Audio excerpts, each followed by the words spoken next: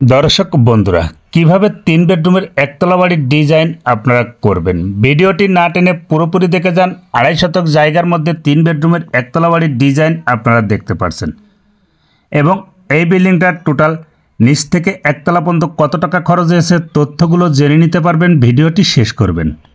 অনেকে আছেন বাজেট কম বাড়ি করতে পারেন না এবং জায়গা কম বাড়ি করতে পারেন না, সেক্ষেত্রে এই ভিডিওটি লক্ষ্য করে আপনারা কাজগুলো করতে পারবেন। এই বিল্ডিংটা ফাউন্ডেশনটা 2 তলা এবং এই বিল্ডিংটার টোটাল অল কমপ্লিটে কত টাকা খরচ আসবে সব তথ্য জেনে নিতে পারবেন।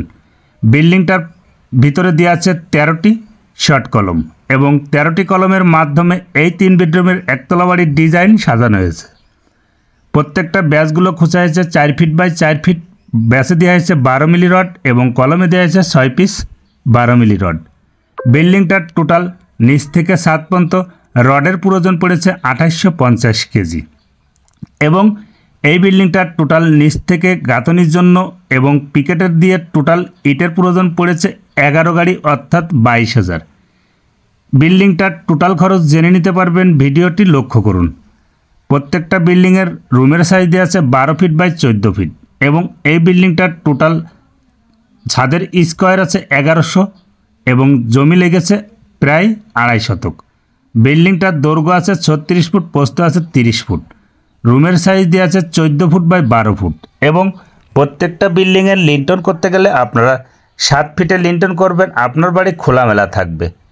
নিচের বিমটা দেওয়া আছে 12 বাই 10। কাজগুলো দেখুন, কাজগুলো বুঝুন, নিজে বাড়ি করুন। অনেকে আছেন বাড়ি করতে চান, সেক্ষেত্রে বাড়ির তথ্য জানতে পারেন না, ভুলভাল তথ্য দিয়ে বাড়ির কাজ করতে চান। কমেন্টের মাধ্যমে অনেকেই অনেক কথা বলে, সেক্ষেত্রে আমরা নিজেরাই কাজগুলো করেছি এবং কাজগুলো দেখে নিন। বিল্ডিংটার টোটাল নিচ থেকে একতলা ছাদ পর্যন্ত 10,50,000 টাকার প্রয়োজন। বিল্ডিংটার টোটাল খরচ আসবে অল কমপ্লিটে 14 থেকে 14.5 লক্ষ টাকায়। 14.5 লক্ষ টাকায় 3 বেডরুমের একতলা বাড়ির ডিজাইন প্লাস্টার সহ কীভাবে সারবেন এবং আমাদের এই বিল্ডিংটার টোটাল নিচ থেকে একতলা পর্যন্ত সিমেন্টের প্রয়োজন পড়েছে 280 ব্যাগ। আপনারাও চাইলে এ ধরনের অল্প খরচের মধ্যে 3 বেডরুমের একতলা বাড়ির ডিজাইন নিতে পারবেন। ভিডিওটি যদি ভালো লেগে থাকে লাইক কমেন্ট শেয়ার করবেন, নতুন হলে পেজটি ফলো করবেন। কথার মধ্যে ভুল হলে কমেন্টের মাধ্যমে জানাতে পারেন। অনেকেই ভুলভাল তথ্য দেন, ভাইয়া কমেন্ট করেন, এ ধরনের কমেন্ট থেকে একটু বিরত থাকবেন। আমরা নিজেরাই কাজগুলো করি, নিজেদের কাজটাই নিজেরাই পেশ করি এবং আপনারা একটা জিনিস লক্ষ্য রাখবেন, কখনও কোনো কন্ট্রাক্টর ফাও তথ্য দিয়ে বাড়ি করানোর চিন্তা করবে না এবং করেও না।